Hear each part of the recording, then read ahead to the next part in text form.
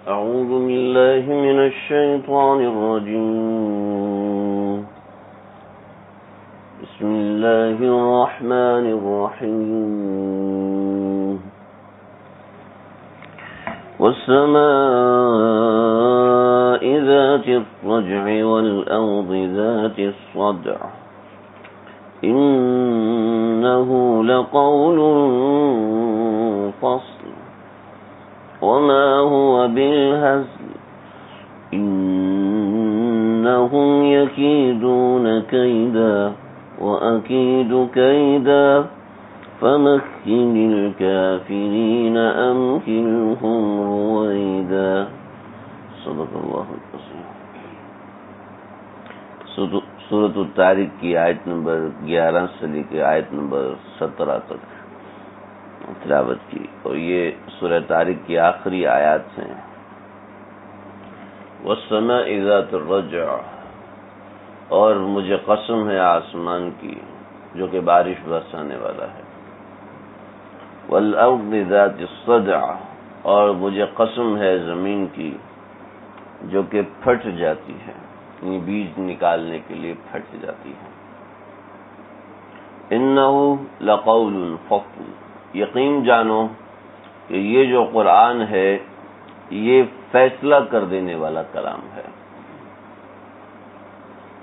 وما هو بالهزل، اور اس میں کوئی چیز لغو نہیں ہے. انہم یکیدون کیدا، اور ان لوگوں کا حال یہ ہے کہ یکیدون، کہ وہ تدبیریں کرتے ہیں طرح طرح کی. انہم یکیدون کیدا، وہ طرح طرح کی تدبیریں کرتے ہیں. وَأَكِيدُ کیدا، اور میں بھی تدبیریں کرتا ہوں. یہ لوگ سازشیں کرتے ہیں اور میں بھی تدبیریں کرتا ہوں. فَمَهِّلِ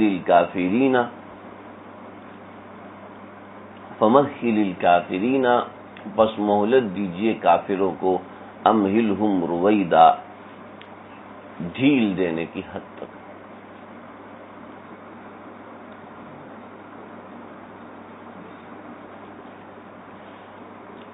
یعنی ان کو ڈھیل دیتے رہیں ایک وقت مقرر تک.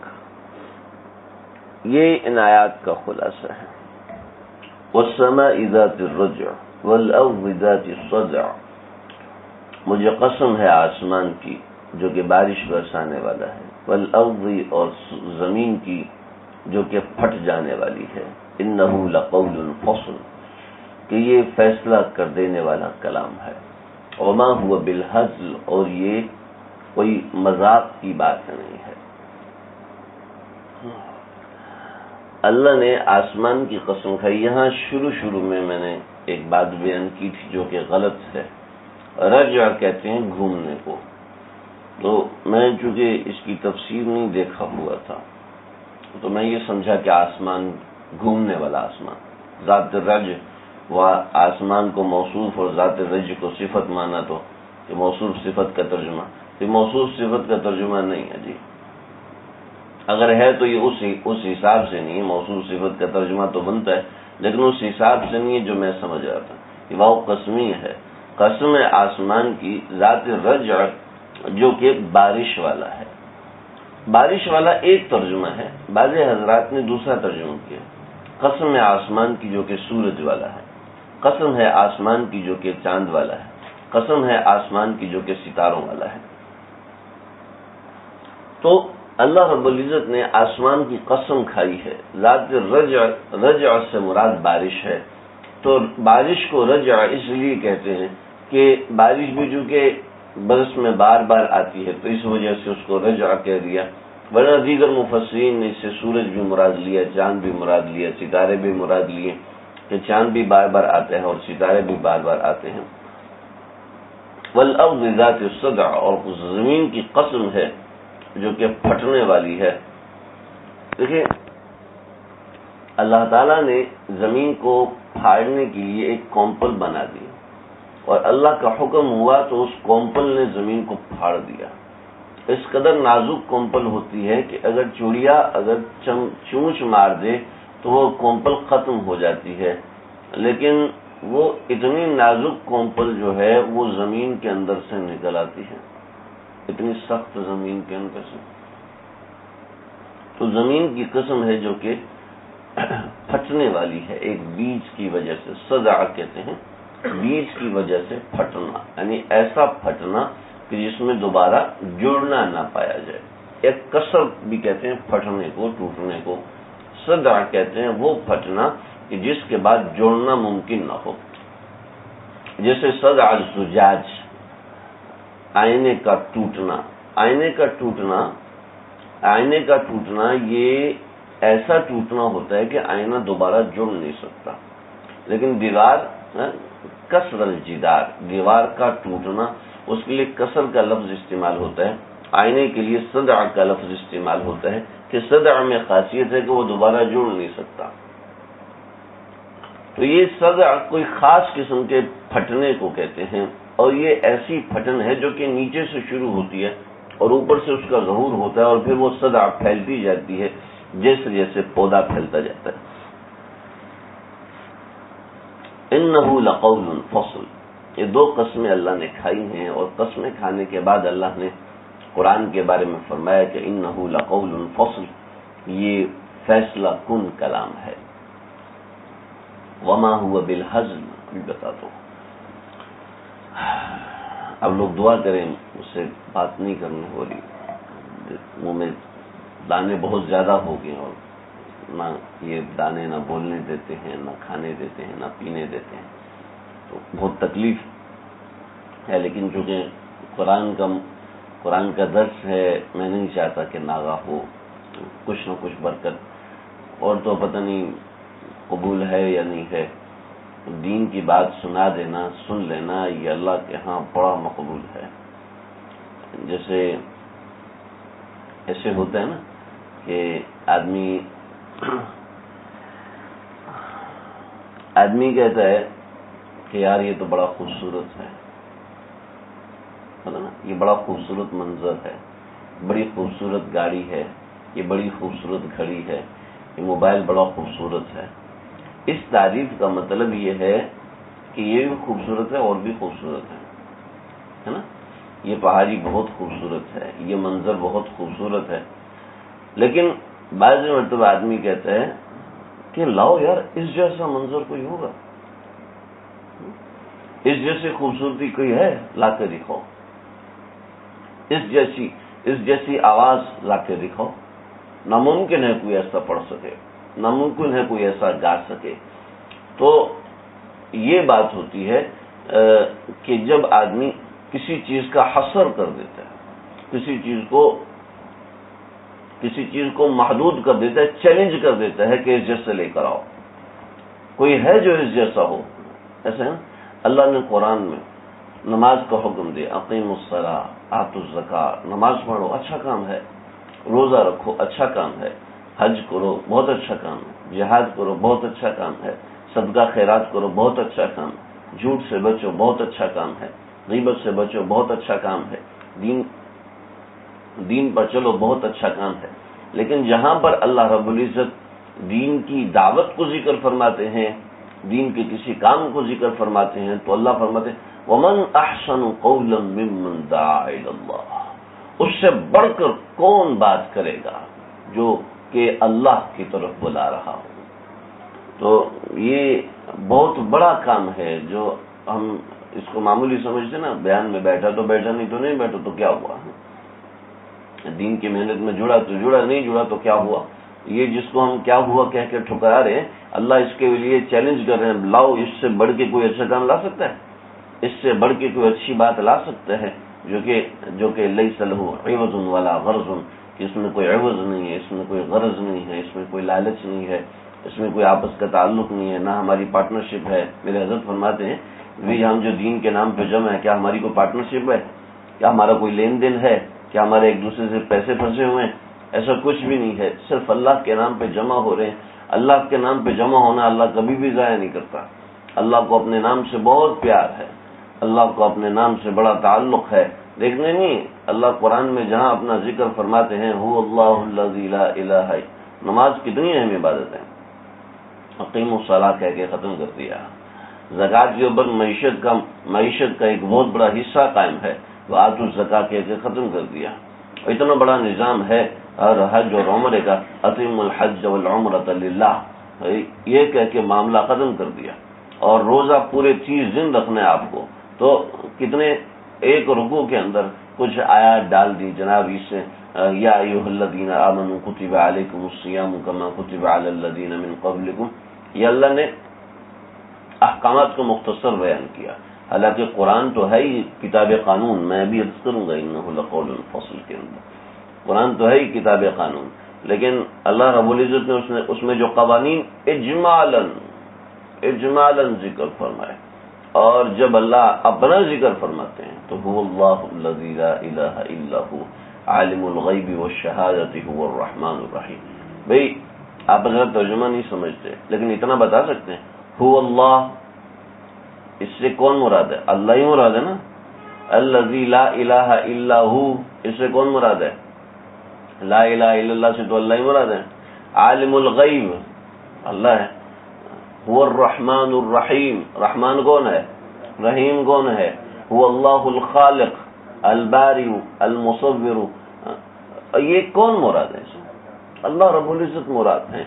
لیکن اللہ نے اتنا ذکر کیا کیوں؟ اللہ کو اپنا ذکر بڑا پسند ہے. وَلَا ذِكْرُ اللَّهِ اکبر، اللہ کا ذکر سب سے بڑی چیز ہے، کائنات کی سب سے بڑی چیز ہے اللہ کو یاد کرنا. حدیث میں آتا ہے جو بندہ کسی جگہ پہ بیٹھ کے اللہ کو یاد کرتا ہے نا، تو اللہ تعالیٰ اس جگہ پر بندے کا انتظار فرماتا ہے. اللہ کو اپنا یاد کرنا اتنا محبوب ہے جب بندہ اللہ کو یاد کرتا ہے. اور حدیث میں 7 لوگ ہیں، سبعتن 7 قسم کے ایسے لوگ ہیں اللہ تعالیٰ ان کو اپنے تخت کے نیچے سایہ عطا فرمائیں گے. لا یذل اللہ، جس دن اللہ کے عرش کے سائے کے علاوہ کوئی سایہ نہیں ہوگا. اور ان میں ایک ایسا آدمی ہے کہ رجل ذکر اللہ خالیا ففاضت عیناہ، کہ اس نے اللہ کو یاد کیا اور اس کی آنکھوں سے آنسو بہہ پڑے. اس نے اللہ کو یاد کیا، اس کی آنکھ سے آنسو بہہ پڑے. اللہ ایسے کو قیامت کے دن عرش کا سایہ نصیب فرمائیں گے. لیکن شاید دروازہ بند کیے کوئی ہے.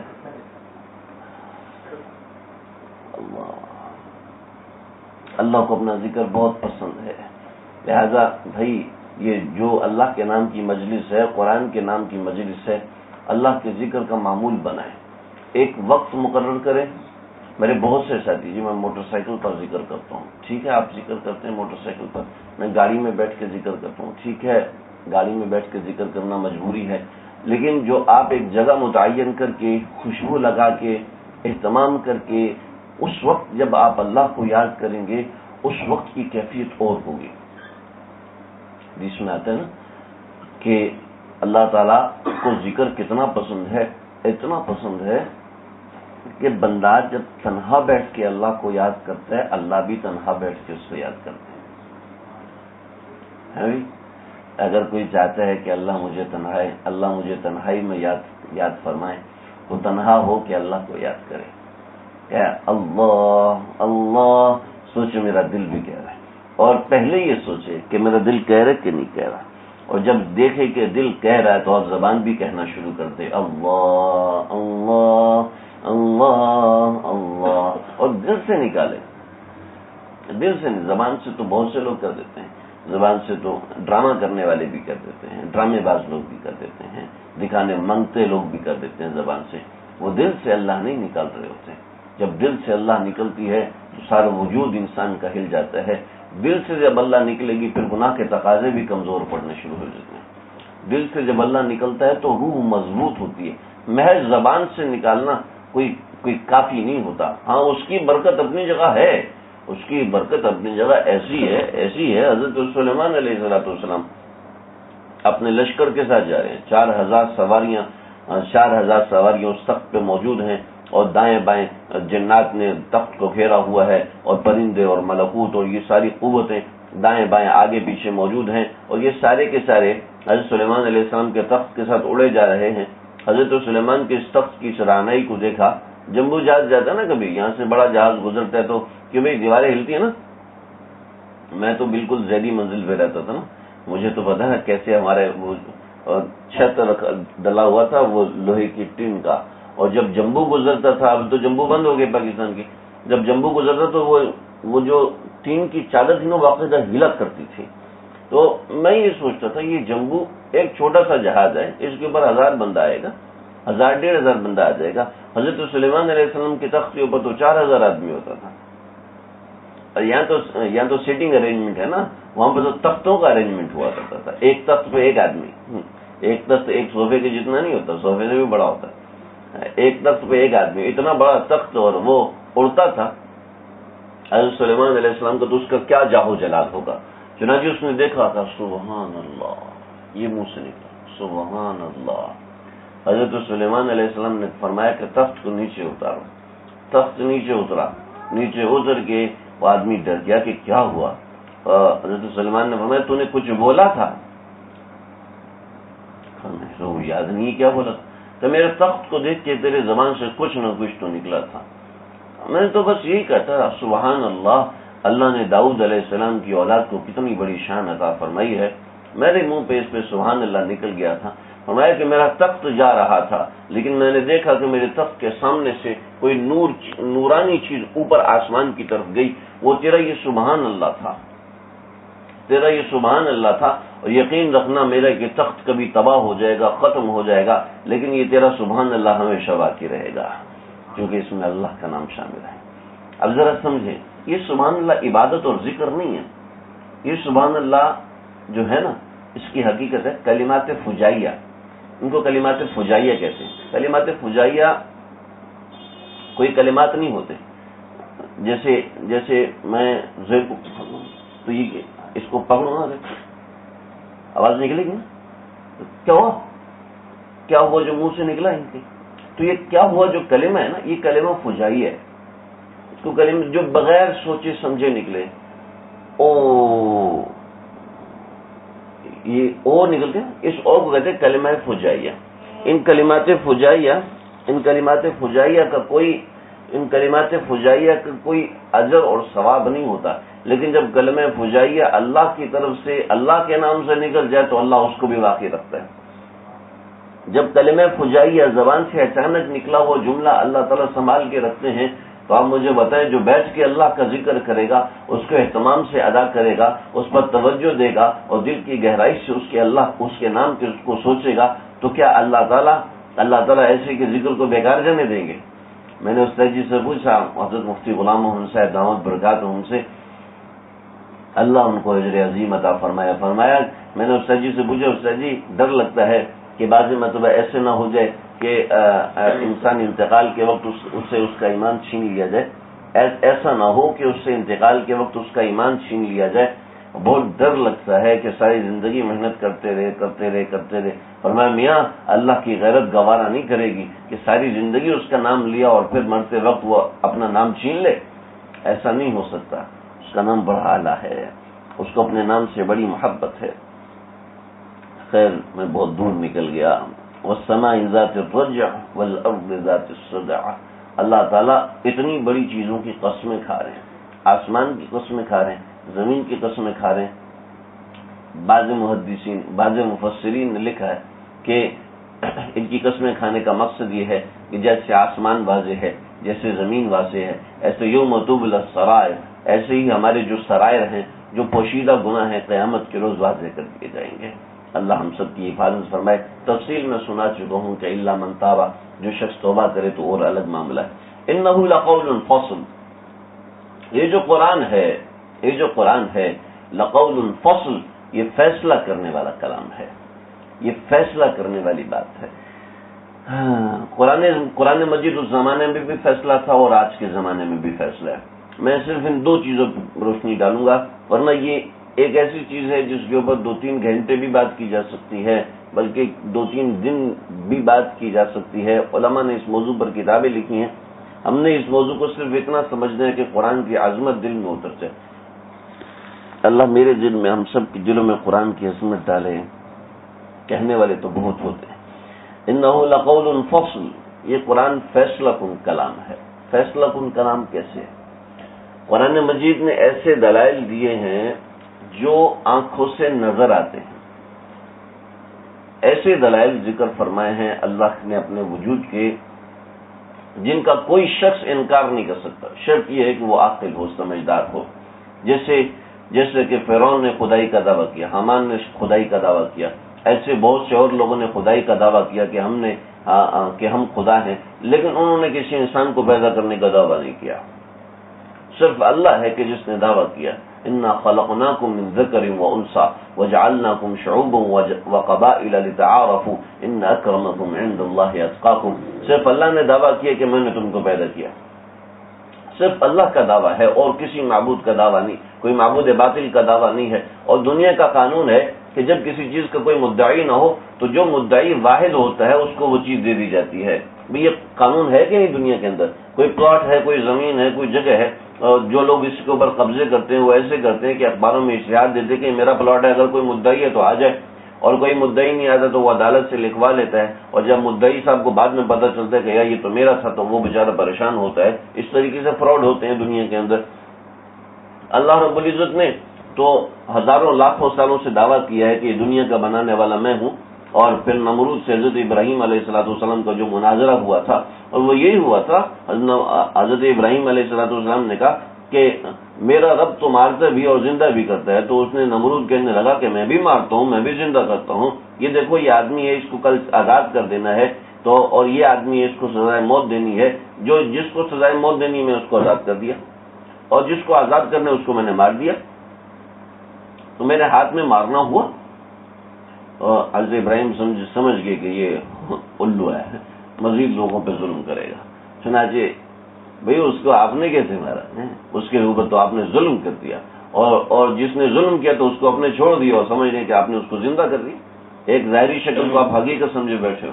فرمایا کہ حضرت ابراہیم علیہ السلام کہ میرا رب سورج کو مشرق سے نکالتا ہے، تو مغرب سے نکال کے دکھا۔ فبہت الذی کفر۔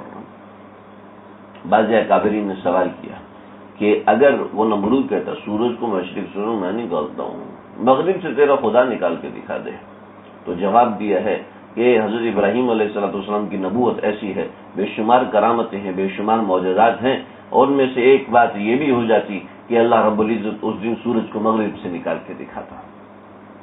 یہ تو مرزا غلام احمد قادیانی نے نبوت کا دعویٰ کیا، تو یہ لکھائی میں بہت تیز تھا، دیکھتے نہیں اس نے کتنی کتابیں لکھی، لکھائی میں بہت تیز تھا، اور لکھنے کی چاشنی اس کو آتی تھی، تو اس نے مناظرے کا چیلنج کیا علماء کو، علماء حق کا سے کہا مناظرہ کریں۔ تو مناظرہ کیسے ہوگا؟ مناظرہ ایسے ہوگا کہ ایک آیت تم کو دے دی جائے، ایک آیت مجھ کو دے دی جائے، اور ہم دونوں مل کے ایک آیت کی تشریح لکھیں گے، جس کی تشریح زیادہ زبردست ہوئی سمجھ لیں وہ حق پر ہے، اور جس کی تشریح کمزور ہوئی سمجھ لیں وہ گیا۔ بہت اچھا، دو ٹیبل رکھ دیے گئے، ایک پہ یہ مولوی صاحب اور ایک پہ غلام احمد قادیانی، تو دونوں آ کے بیٹھے، کہا ایک شرط میری بھی ہے۔ مولوی صاحب کہنے لگے ایک شرط میری بھی ہے۔ کہا کیا شرط ہے آپ کی؟ کہا میری شرط یہ ہے کہ آپ کے کاغذ پہ تفسیر آپ لکھیں گے، میرے کاغذ پہ تفسیر میں لکھوں گا، لیکن طریقہ کار یہ نہیں ہوگا۔ طریقہ کار یہ ہوگا کہ آپ ڈیسک کے سامنے بیٹھ جائیں اور آپ کا قلم خود بخود لکھنا شروع کر دے، اور میرا قلم خود بخود لکھنا شروع کر دے، اور میرا جو قلم لکھے گا خود بخود اور نکالا جائے گا، اور تمہارے قلم نے جو کچھ لکھا وہ نکالا جائے گا، جو بہتر ہوا وہ برحق ہے۔ بھائی میں اس کے بارے میں سوچ کے بتاؤں گا، اور کہنے لگے جی مجھے سوچنے کا موقع دیا جائے۔ سوچنے کا موقع ملا اور اس موقع میں کھڑکی توڑ کے بھاگ گیا۔ تو دوسرے لوگوں نے پوچھا مولوی صاحب آپ نے یہ کیا کیا؟ آپ کا قلم اگر خود بخود نہ لکھتا تو پھر کیا ہوتا؟ اس کا قلم تو لکھنا ہی نہیں تھا نا، لیکن اگر آپ کا قلم بھی نہ لکھتا تو پھر کیا ہوتا؟ کہا میاں ہماری تو کرامت جاتی تھی، اس کی نبوت جاتی تھی۔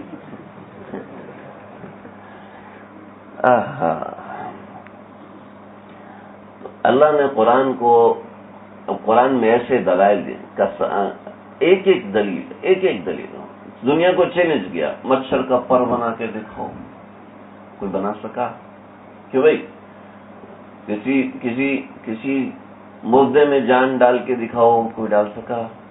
آج تک کسی کا دعویٰ ہے مردے سے زندہ پیدا کرتا ہوں، انڈے سے مرغی پیدا کرتا ہوں، نطفے سے انسان پیدا کرتا ہوں، دودھ سے زندگی پیدا کرتا ہوں، بیج مردہ ہے اس سے زندہ پودا پیدا کرتا ہوں، پانی مردہ ہے اس سے زندہ حیوان پیدا کرتا ہوں، ہے نا؟ ایسا ہے، تم پیدا کر کے دکھاؤ، پیدا کر کے دکھاؤ تمہارے سامنے، کہ کوئی اور پیدا کر کے دکھائے؟ کوئی انکار کر سکتا ہے؟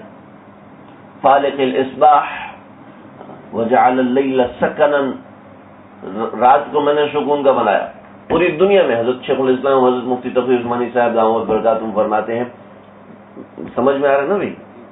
میں تھتھا تو نہیں ہو رہا نا؟ تھتے ہوتے مجھے ایسے لگ رہا ہے۔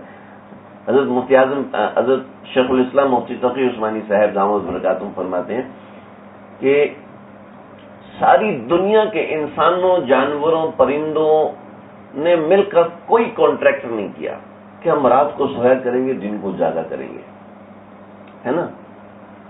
کسی نے کوئی کانٹریکٹ کیا ہے بھائی؟ کسی نے کوئی معاہدہ کیا ہو؟ کوئی بھی نہیں۔ ساری دنیا کا معاہدہ ہے کہ رات کو سونا ہے، دن کو جاگنا ہے، چنانچہ ساری دنیا رات کو سوتی ہے، دن کو جاگتی ہے، ایسا ہے کہ نہیں ہے؟ سارے پرند چرند حیوانات انسان، میرے دوست ڈاکٹر ہیں، 10 سال تک انہوں نے نائٹ ڈیوٹی کی، پچھلے سال انہوں نے نائٹ ڈیوٹی چھوڑی۔ میں نے کہا یار تم تو عادی ہو گئے اب پاگل ہو گیا ہے، رات جاگنے کا کوئی عادی نہیں ہو سکتا، ممکن ہی نہیں ہے کوئی رات جاگنے کا عادی ہو، کوئی رات جاگنے، ہاں کوئی نشئی ہو تو الگ بات ہے، کوئی نشئی ہو، کوئی پاگل ہو، کوئی بیوقوف ہو، پاگل اور بیوقوف سے مطلب آپ سمجھے کوئی لونڈیا کے عشق میں پھنسا ہوا ہے، کوئی موٹر سائیکل کے عشق میں پھنسا ہوا ہے تو پھر وہ الگ بات ہے۔ اس نوعیت کے پاگلوں کی قسمیں ہیں، پاگلوں کی کمی نہیں غالب، ایک ڈھونڈو ہزار ملتے ہیں، یہ میری تبدیلی ہے بھائی، میری نہیں، اس میں جو بھی بندہ تبدیلی کرنا چاہے کر سکتا ہے۔ احمقوں کی کمی نہیں غالب، ایک ڈھونڈو ہزار ملتے ہیں، ویسے لوگ تو بہت سے ملتے ہیں۔ عبداللہ بن مبارک رحمۃ اللہ علیہ، عبداللہ بن مبارک رحمۃ اللہ علیہ، ان کی پرانی جو زندگی تھی، پرانی زندگی کیسی تھی کہ رات کے وقت اپنی معشوقہ کے پاس آ کے بیٹھے اور بیٹھے بات چیت کیا، اذان کی آواز ہے، مؤذن بھول گیا شاید، فنسی المؤذن، مؤذن بھول گیا آج عشاء کی اذان دوبارہ دے رہا ہے، کمیاں عشاء کی اذان نہیں فجر کی اذان ہو رہی ہے۔ چوٹ لگی دل کو، رات گزر گئی اتنی غفلت میں پتہ بھی نہ چلا، یہ چوٹ لگی۔ اور پھر اللہ نے رات کو وجعل اللیل سکنا، رات تو سکون کے لیے بنائی تھی اور ہم جاگ کے گزار رہے ہیں۔ جب رات کو فیس بک پہ بیٹھا ہوگا، 3 4 گھنٹے کامنٹس کرے گا، پھر لڑائی کرے گا، ڈیبیٹ کرے گا، اپنے دلائل دے گا، کیا فائدہ؟ کوئی فائدہ نہیں۔ لیکن جاگ رہے ہیں رات کو۔ انسان کا مزاج ایسا ہے، اس کو جو دھوکہ دیتا ہے دھوکہ کھا جاتا ہے۔ آپ نے دیکھا ہوگا آنکھوں سے آنسو، کیا ہو رہا ہے؟ ہیرو مرنے والا ہے، ناول پڑھ رہے اس میں ہیرو مرنے والا ہے، پتہ ہے کہ نہیں مرے گا، پتہ ہے کہ مرنا نہیں ہے، اگلے سمے میں کھول کے دیکھ لے مرے گا نہیں جی، لیکن پھر بھی رو رہا ہے، پریشان، مرنا چاہے مرنا چاہے۔ اور بعد کیا لکھا ہوا ہے؟ ناول دھوکہ۔ ناول کا کیا مطلب ہے؟ دھوکہ۔ باہر دھوکہ لکھا ہوا ہے پھر بھی پڑھ رہا ہے، باہر دھوکہ لکھا ہوا ہے، انسان اس میں لگا ہو۔ اللہ نے دلائل دیے، ہم نے رات کو سکون کے لیے بنایا،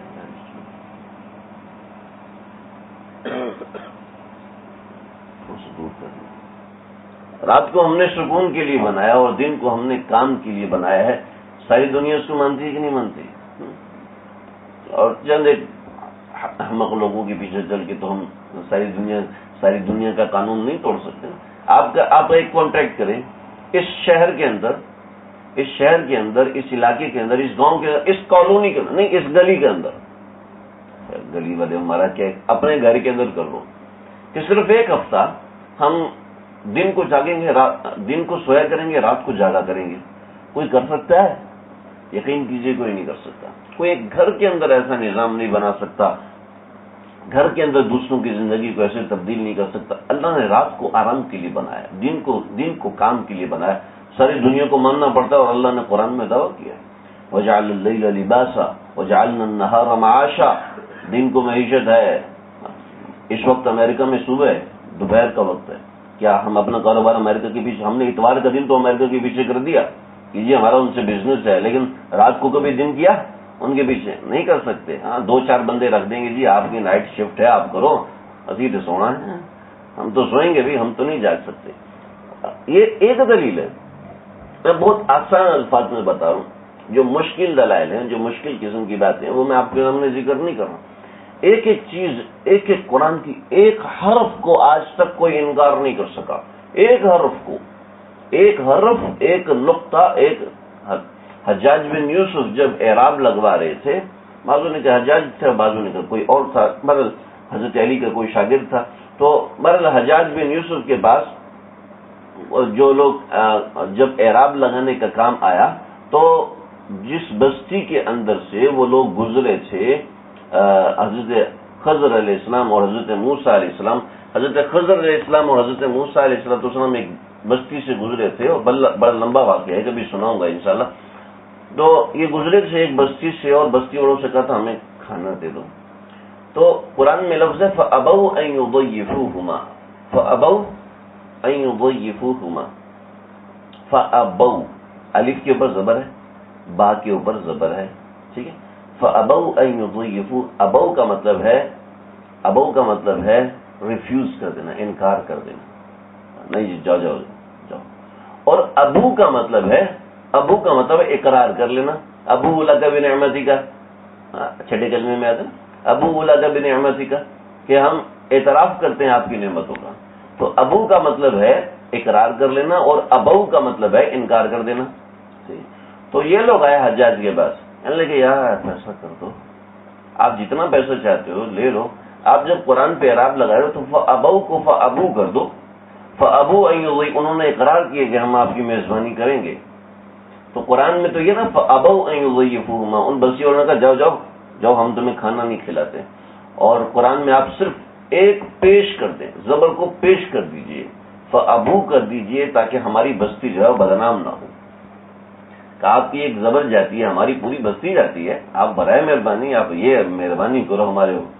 حجاج نے کہا نہیں ایسا نہیں ہو سکتا.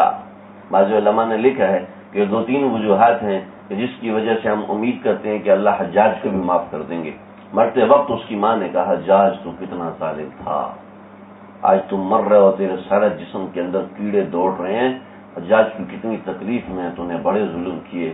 تو حجاج کہنے لگا اللہ دیکھ میری ماں مجھے کیا کہہ رہی ہے، اللہ حسن بصری کو معاف کر دینا، تو حسن بصری کو معاف کر دینا تو معمولی بات ہے، مجھے معاف کر کے دکھا، پھر مانوں گا تو غفور الرحیم ہے کہ نہیں. ایک اس نے یہ بات کہی تھی.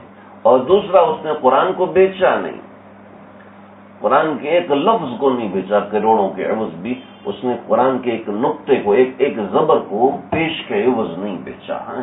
اللہ اکبر. انہ لقول فصل، یہ قرآن مجید ایسی بات کرتا ہے جس کا آج تک کوئی انکار نہیں کر سکا. آج تحقیقات ہو رہی ہیں، آج جا کے تحقیقات ہو رہی ہیں.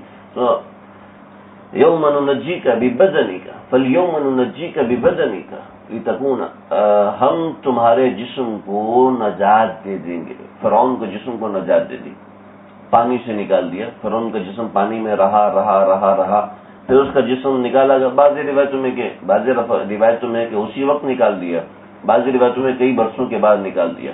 اب جب 125 برس پہلے جب مصر کے اندر جو دنیا کا 8واں عجوبہ ہے احرام مصر، جب یہ کھولے گئے اور اس میں کھول کے دیکھا گیا کہ اس کے اندر جو ممیز ہیں ان میں فراعین کی لاشیں موجود ہیں، اور اس کے اندر وہ فرعون کہ جو رامسیس اول، رامسیس دوم، اور یہ رامسیس دوم اس نے دعویٰ کیا تھا، اس کا نام تھا منفتاح نام تھا. اس نے دعویٰ کیا تھا انا ربکم الاعلی کا، اور پھر اسی کے بدن کو نکال کے اللہ نے باہر کر دیا تھا. دیگر ممیز کے اوپر مشالہ لگا کے ان کے اوپر پٹیاں کی گئی تھیں تاکہ وہ مشالہ جو ہے وہ ہوا سے گھلے نہیں. پھر ان ممیز کو بند کر، ممیز کہتے ہیں تابوت کو، ان ممیز کو بند کر دیا گیا تھا، سیل بند، تاکہ ان کے اندر ہوا نہ جائے اور خراب نہ ہو سکے، گل سڑ نہ سکے. اور مشالے لگائے کہ اندر جو مواد ہے کہ دیمک پیدا ہو کے اس کو خراب نہ کر سکے. اس کے جسم کے اوپر کوئی مشالہ نہیں لگا ہوا تھا. آج دنیا دیکھ رہی، قرآن نے ایک لفظ بول دیا، اس کا کوئی انکار نہیں کر سکا۔ آج کسی نے مجھے کوئی تحقیق بھیجی کہ یہ تحقیق ہے، آپ دیکھیے کہ اس تحقیق کے مطابق بتایا گیا کہ انسان ایلین ہے۔ ایلین مطلب یہ ہے، ایلین یہ کہ جو دوسرے علاقوں سے آتے ہیں، دوسرے علاقوں سے آنے والی نسل کو ایلینز کہتے ہیں۔ تو فلاں سائنسدان ہے، اس نے تحقیق کی ہے کہ انسان ایلینز ہے، انسان ایلین ہے، انسان اس دنیا کا باشندہ نہیں ہے، اس دنیا کے جو باشندے ہیں وہ جانور ہیں، انسان اس دنیا کا باشندہ نہیں ہے، اس لیے کہ اس دنیا کے جو باشندے ہیں، جیسے کہ سورج اس دنیا کا باشندہ ہے، اور جیسے کہ بھینس اس دنیا کی باشندہ ہے۔ اب اگر بھینس 2 دن دھوپ میں کھڑی رہے اس کو کوئی مسئلہ نہیں، لیکن انسان اگر 8 گھنٹے مسلسل دھوپ میں کھڑا رہے تو بیمار ہو جاتا ہے، اس کو ہیٹ اسٹروک ہو جائے گا۔ اگر وہ 20 گھنٹے مسلسل دھوپ میں کھڑا رہے تو وہ مر جائے گا، زندہ نہیں بچ سکتا، کہ مسلسل دھوپ میں کھڑا رہنا انسان کے لیے ممکن نہیں ہے۔ ہاں، جو چیزیں دنیا کی پیداوار جیسے پتھر ہے، اینٹ ہے، وہ دھوپ میں پڑی رہے اس کو کوئی مسئلہ نہیں، لیکن انسان دھوپ میں نہیں رہ سکتا، کہ انسان اس جگہ سے اس جگہ کا باشندہ نہیں ہے۔ پھر اس طریقے سے اور بہت لمبی بات تھی، میرا اس کو سنانا مقصود نہیں ہے۔ تو قرآن نے تو سب بتا دیا کہ آدم کو تو ہم نے آسمانوں پہ پیدا کیا ہے، آدم کو ہم نے آسمانوں پہ پیدا کیا، زمین تو اس کی ہمیشہ کے رہنے کی جگہ ہے ہی نہیں، زمین اس کی آماجگاہ نہیں ہے، زمین اس کا مستقر نہیں ہے، اس کا مأویٰ اور مستقر زمین نہیں ہے، ہمیشہ کا ٹھکانہ آخرت ہے۔ انہ لقول فصل، قرآن فیصلہ کرنے والا کلام ہے، یہ بتا دیتا ہے کہ کون سی بات حق ہے اور کون سی بات سچ ہے۔ چنانچہ قرآن نے ہر موقع پہ چیلنج کیے، ہر موقع پر، ہر موقع کی مناسبت سے ہر فرد کو سکھایا ہے، سمجھایا ہے، چیلنج کی معاشرت بھی بتائی ہے، قانون بھی بتایا ہے۔ لیکن آج مسئلہ یہ ہے کہ ہم لوگ قرآن کو چھوڑ کر دوسری MPML اور لال کتاب کے قوانین کو اپنے ملک پہ نافذ کر رہے ہیں، اپنی فوج پہ نافذ کر رہے ہیں، اپنے سرکاری اداروں پہ یا غیر سرکاری اداروں پہ، اور نجی اور غیر نجی اداروں کے اندر جب یہ قوانین نافذ کر رہے ہیں تو آپ دیکھیں کرپشن ہو رہی ہے، تباہی مچ رہی ہے، اس لیے کہ انسان کا قانون کبھی انسان کو نہیں چلا سکتا، اس کو چلانے کے لیے کسی اور کا قانون چلنا پڑے گا۔ اب دیکھیں جو لوگ راتوں کو جاگتے ہیں، مستقل جاگتے ہیں، جو راتوں کو، ان کی عقل میں کہیں نہ کہیں مسئلہ آ جاتا ہے، کہیں نہ کہیں آتی ہے۔ یہ بڑے تجربے کے بعد لوگوں نے بتایا، اور بے شمار ڈاکٹر حضرات نے لکھا ہے کہ رات کی نیند کم از کم 5 سے 6 گھنٹے ہونا لازم ہے ہر فرد کے اوپر۔ تو بس یہ جو لوگ نفسیاتی مریض ہو جاتے ہیں ان کو ایسی دوائیاں کیوں دی جاتی ہیں کہ وہ سوتے رہیں؟ اس لیے کہ نیند اس کے لیے لازم اور ضروری ہے۔ ورنہ اللہ رب العزت نے تو پہلے قرآن میں فرما دیا، اور یہ سائنس سے انکار کرتی تھی، کہتی تھی کہ زمین جو ہے وہ گھومتی ہے، سورج ایک جگہ پہ کھڑا ہوا ہے۔ بھئی آپ لوگوں نے بھی پڑھا ہوا نا، میں پہلے بتایا ہوا یہاں پر، لیکن بہت سے لوگ نئے ہیں اس لیے دوبارہ بتا رہا ہوں۔ آپ لوگوں نے پڑھا ہوا نا بھائی، پڑھا ہوا ہے نا کہ زمین سورج کے گرد گھومتی ہے اور سورج ایک جگہ پر کھڑا ہوا ہے۔ آج کی سائنس یہ کہتی ہے کہ نہیں جی، سورج بھی چل رہا ہے۔ قرآن نے فرمایا تھا 1400 سال پہلے، وَالشَّمْسُ تَجْرِي لِمُسْتَقَرٍّ لَهَا، سورہ یاسین میں آپ لوگوں نے پڑھا ہے نا، وَالشَّمْسُ تَجْرِي، سورج چل رہا ہے، جرا یجری جاری، پانی کو جاری کہتے ہیں، یہ پانی یار جاری ہے، یہاں سے پانی چل رہا ہے، تو جرا یجری، وَالشَّمْسُ تَجْرِي، سورج چل رہا ہے، لِمُسْتَقَرٍّ لَهَا، ایک خاص مدار کے اوپر چل رہا ہے، اور زمین اس کے گرد گھوم رہی ہے اور سورج کے ساتھ چل بھی رہی ہے۔ میں نے پورا ڈائیگرام بنا کے آپ لوگوں کو دکھایا تھا، اور اس کے ساتھ چاند اس کے گرد گھوم رہا ہے، اور کبھی سورج کے درمیان اور کبھی کیا اور کبھی کیا۔ اتنے بڑے نظام اللہ نے کائنات میں پیدا کیے ہیں، اور اتنے بڑے نظام پیدا کرنے کے بعد پھر چیلنج کیے کہ آسمان کی طرف دیکھ اور بتا تو نے کیا دیکھا، اور اس کے اندر فَهَلْ تَرَىٰ مِن فُطُورٍ ثُمَّ ارْجِعِ الْبَصَرَ كَرَّتَيْنِ يَنقَلِبْ إِلَيْكَ الْبَصَرُ خَاسِئًا وَهُوَ حَسِيرٌ، تیری نظر جو ہے وہ حقیر ہو کے واپس آ جائے گی، لیکن تو آسمان کے اندر عیب تلاش نہیں کر سکتا۔ جب تو آسمان پہ عیب، اتنے بڑے آسمان پہ عیب تلاش نہیں کر سکتا تو چھوٹی چھوٹی چیزوں پہ کیا عیب تلاش کرے گا؟ ہر مخلوق کو اللہ نے کامل بنایا، ہر مخلوق کو اللہ نے بہترین بنایا، اپنی ذات میں ایک ایسا نمونہ چمگادڑ کو اللہ نے بنایا۔ چمگادڑ کی آنکھیں نہیں بنائی، لیکن اس کو ایک ایسا ساؤنڈ سسٹم دیا، اس کو پتہ چل جاتا ہے کہ دیوار کہاں اور کتنے فاصلے پر ہے، اور وہاں سے وہ مڑ جاتی ہے، اپنا راستہ وہ تلاش کرتی ہے۔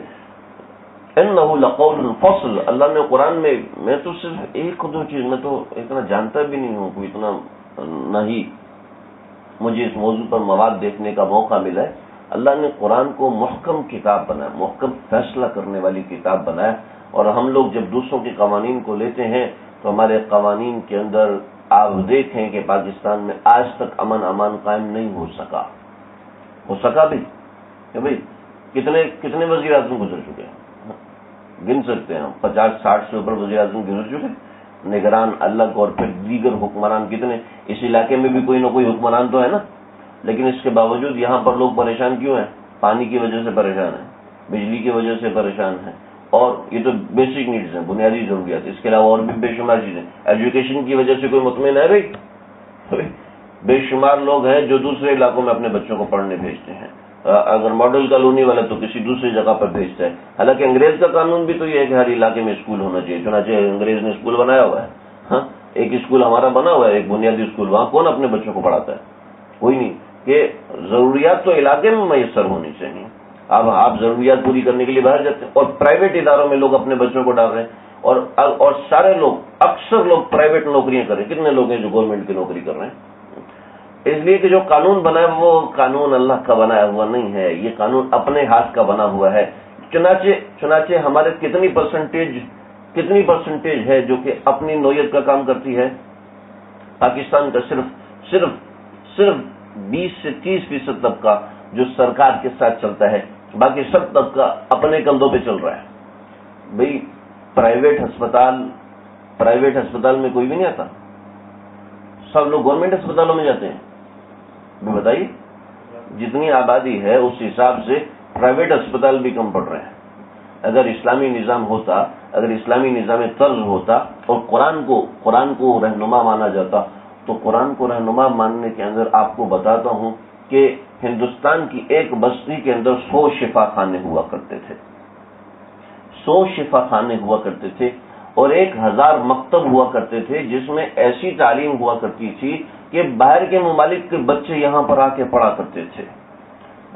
پوری ایک جو بمبئی ہے، بمبئی کے اندر 10,000 مکاتیب تھے، 10,000 مکاتیب تھے، اور ہندوستان کی جو آبادی تھی وہ 100% خواندہ تھی، 100% خواندہ، اور ان کو ایک رات کے اندر ناخواندہ بنایا گیا کہ یہ ان کا نصاب، یہ جو اس نصاب پہ پورا اترا تھا وہ پڑا ہوا، باقی سب تو وہ صرف بچارے قائد اعظم بچے، علامہ اقبال بچے، اور اس طرح کے 2-4 وکلا بچے، اس کے علاوہ سب ان پڑھ قرار دے دیے گئے، اور پھر ہم کو اس کمپلیکسٹی میں ڈالا گیا کہ تم کو تو کچھ آتا نہیں ہے، تم کو تو کچھ آتا نہیں۔ چنانچہ آج ماسٹر لیول کیا ہوا بچہ آپ اس کو لے آئیے اور اس سے پوچھیے ذرا قرآن پڑھ کے سناؤ، نہیں سنا سکتا، قرآن پڑھ کے سنا دے گا، جی ترجمہ پڑھ کے سناؤ، نہیں سنا سکتا۔ اور جو ایسے ماحول میں رہتے ہیں، جو حافظ اور قاری بننے کے بعد ایسے ماحول میں جاتے ہیں، وہ بھی تباہ ہو جاتے ہیں، وہ بھی قرآن کو اپنے ساتھ تباہ کر لیتے ہیں جو ان کے سینے میں ہوتا ہے۔ انہ لقول فصل، اللہ تو ایسی چیز ہم کو پیش کر رہے ہیں جو کہ فصل کن چیز ہے۔ کاش کہ ہم اس کو کم از کم اپنے گھر میں نافذ کرنے والے ہوں۔ اپنے گھر میں تو دیکھیں، ملکی قوانین کو تو ہزاروں لوگ ڈسکس کرتے ہیں، ہم نے بھی کر دیا، لیکن کم از کم اس کی ایک ضرورت محسوس ہو دل کے اندر، اس کے قانون کو اپنے گھر میں نافذ کرنے کے لیے کم از کم سیکھنا تو پڑے گا۔ میں نے کئی لوگوں سے پوچھا، کتنے لوگ ہیں جن کے گھروں میں صبح تلاوت قرآن ہوتی ہے؟ کتنے گھر ہیں جن کے گھروں میں باقاعدگی سے تلاوت قرآن ہوتی ہے؟ بچوں کو بٹھایا جاتا ہے، بیٹا قرآن پڑھو، بس قاری صاحب آئے، انہوں نے پڑھایا اور وہ گئے، اور قاری صاحب کی ذمہ داری تھی چھٹی کے دن نہ قاری صاحب آتے ہیں، نہ بچے قرآن پڑھتے ہیں، نہ ماں قرآن کھولتی ہے، بس کبھی پڑھ لیا، جوش آیا تو سورہ یاسین پڑھ لیا۔ قرآن مجید کی تلاوت کرنے سے جو برکتیں گھر کی طرف متوجہ ہوتی ہیں وہ آپ اور میں ہم سوچ بھی نہیں سکتے۔ قرآن کی تلاوت کرنے سے اللہ رب العزت کاموں کو سمیٹ دیتے ہیں۔ ایک یہ مشاہدہ، آپ کو اپنا مشاہدہ بتا رہا ہوں کہ اگر ایک آدمی کے 10 کام ہیں، وہ کثرت سے قرآن مجید کی تلاوت کرتا ہے تو اللہ اس کے 10 کاموں کو ایک سمیٹ کے اجرا کر دیتے ہیں، وہ فوراً کر لیتا ہے۔ اور ایک آدمی کے 5 کام ہیں، اللہ اس کا ایک کام ڈالتے ہیں ناظم آباد میں، دوسرا ڈالتے ہیں حیدرآباد میں، پورا دن بھاگتا ہے 2 کام پورے ہو رہے ہیں، یار ٹائم ہی نہیں ہو رہا، میں سو بزی، ٹائم نہیں ہو رہا، کیا کروں؟ کیوں جی؟ اس لیے کہ آپ نے خود کو پریشان کیا۔ قرآن مجید کی تلاوت کرنے سے اللہ وقت میں برکت ڈالتے ہیں، یہ ایک ظاہری نفع ہے۔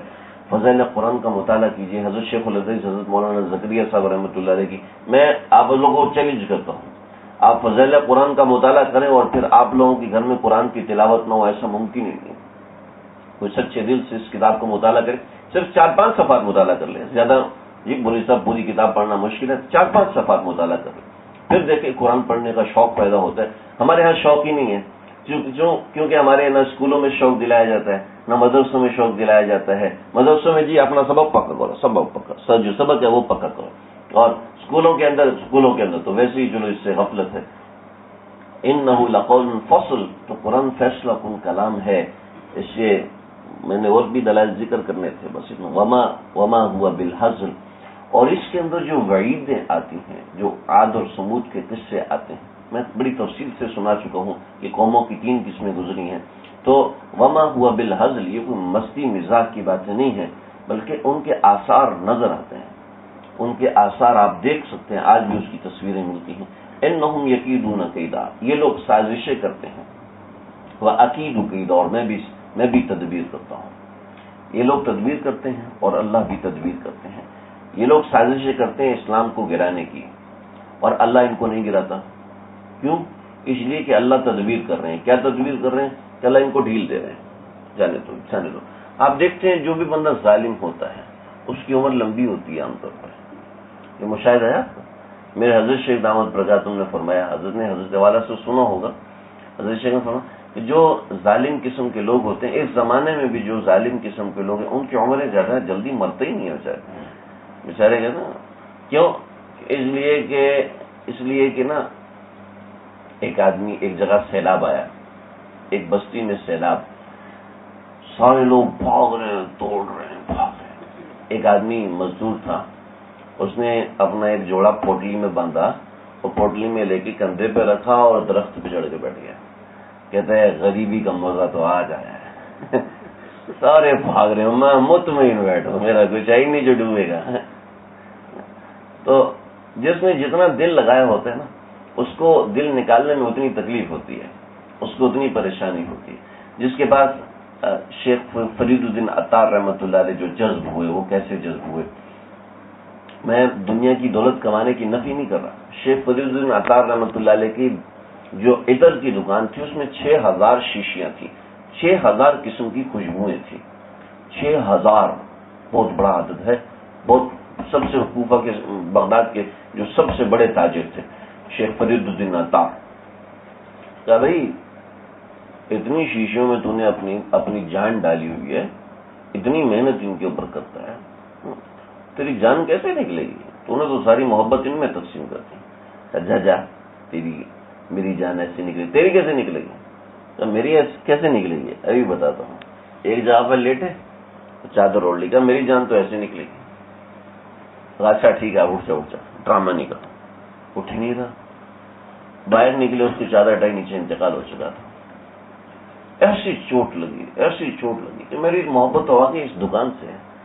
عام حالات میں انسان کو یہ نظر نہیں آتا. جب اللہ جذب کرتے ہیں، جب انسان اللہ سے مانگتا ہے نا، جب روتا ہے، اللہ جی کرم کر دے، کہاں پڑا ہوں نہ نماز میں دل لگتا ہے، نماز میں بھی دفتر کے اندر ہی کھڑا ہوتا ہوں، ذکر وہ بھی دفتر کے اندر ہی کھڑا ہوا ہوتا ہوں. کبھی آپ کے سامنے کھڑا ہی نہیں ہوا، کبھی آپ سے بات ہی نہیں کیا، کبھی آپ سے تعلق ہی نہیں بنایا. جو بندہ اللہ سے تعلق بناتا ہے، آپ یقین کرنا اللہ ضرور جواب دیتے ہیں، اور ایسا جواب دیتے ہیں انسان کو سمجھ میں آتا ہے واقعی اللہ نے جواب دیا. بھائی آپ کر کے دیکھ لو. میں تقریر چمکانے کے لیے نہیں کہہ رہا، اللہ کے واسطے اس بات کو یہ نہیں سمجھنا. میں جانتا ہوں ایسے بہت سے لوگوں کو جانتا ہوں.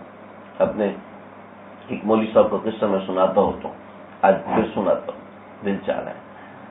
کہنے لگے کہ میں روزانہ درود شریف پڑھتا تھا 100 مرتبہ، صرف 100 مرتبہ پڑھتا تھا.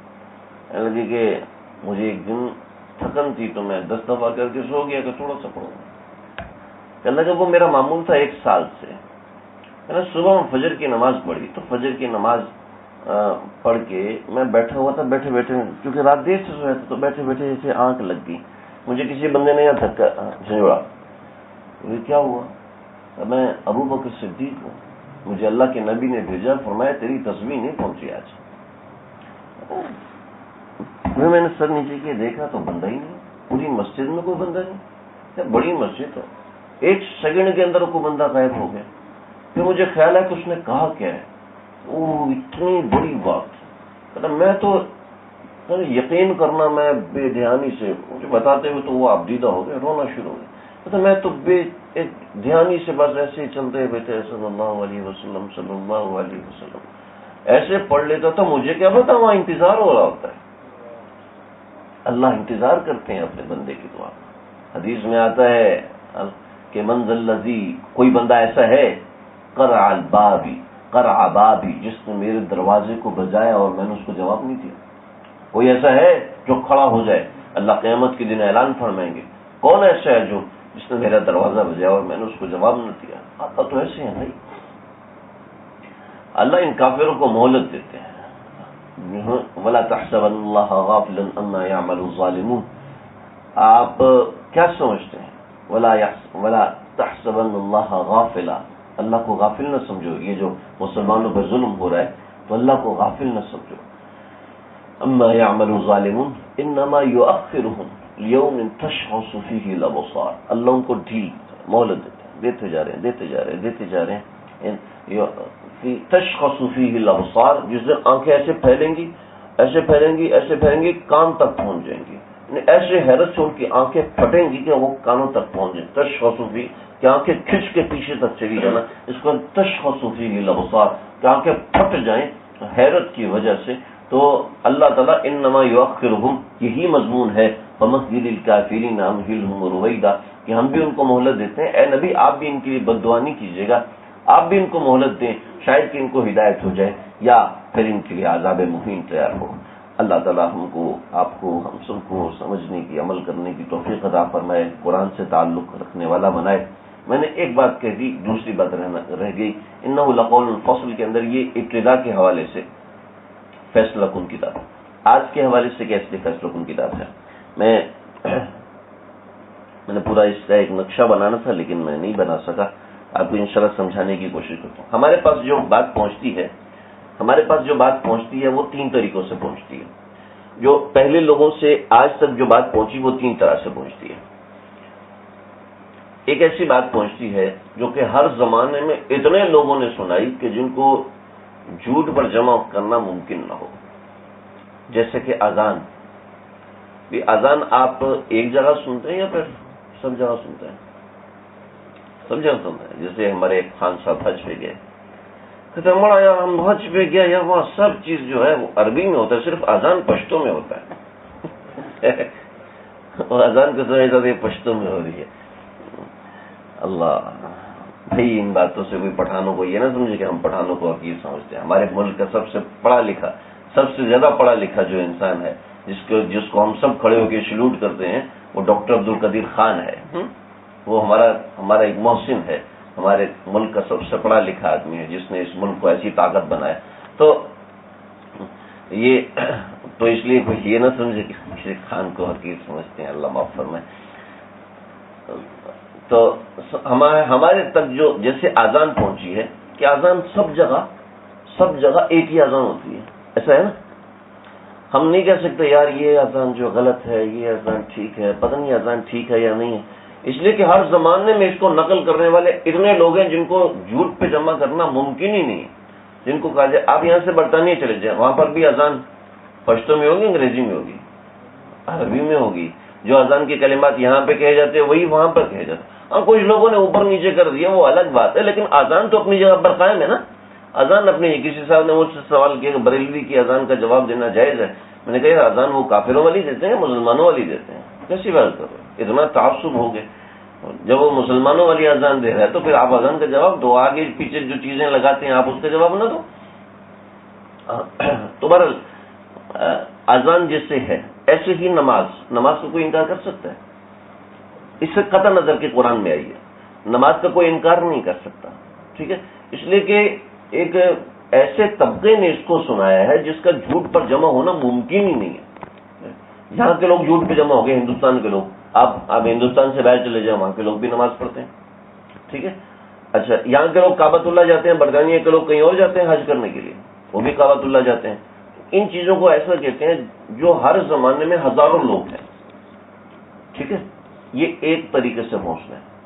دوسرا، ہر زمانے میں تو بہت سے لوگ تھے، لیکن درمیان میں کبھی لوگ کم ہو گئے، اور اتنے کم ہوئے کہ 3 ہو گئے. اس کو بھی دوسرا درجہ دیتے ہیں. اور تیسرا درجہ کہ ہر زمانے میں اس کو نقل کرنے والے کچھ لوگ ہوں.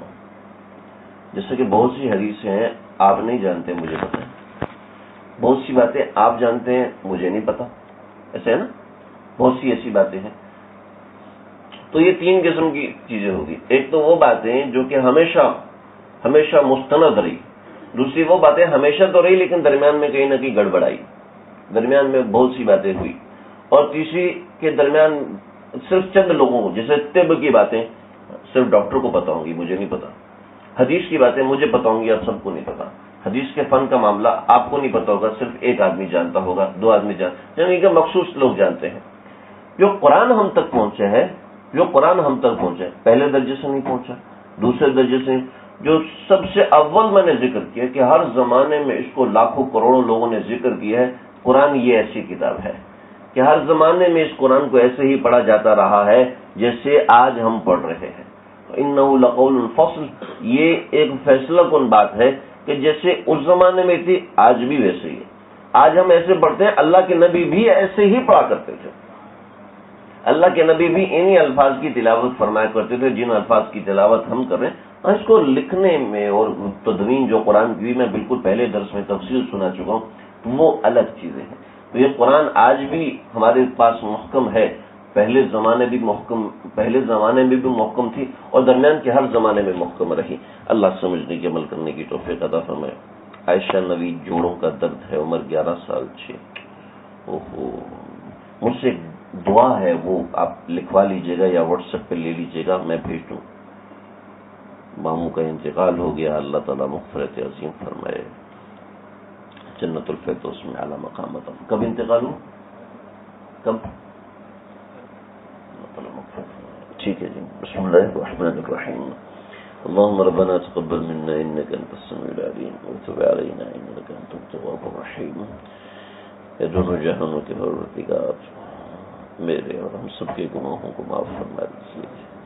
ہمارے صغیرہ کبیرہ تمام گناہوں کو معاف فرما دیجیے. اپنے پیار کی دولت عطا فرمائیے، اپنا تعلق خاص عطا فرمائیے. اپنے پیاروں میں ہمارا نام لکھ دیجیے، اپنے تعلق داروں میں ہمارا نام درج فرما دیجیے. اے دونوں جہانوں کے پروردگار، جتنا بڑا آپ کا نام ہے اتنی بڑی مہربانی نازل فرمائیے.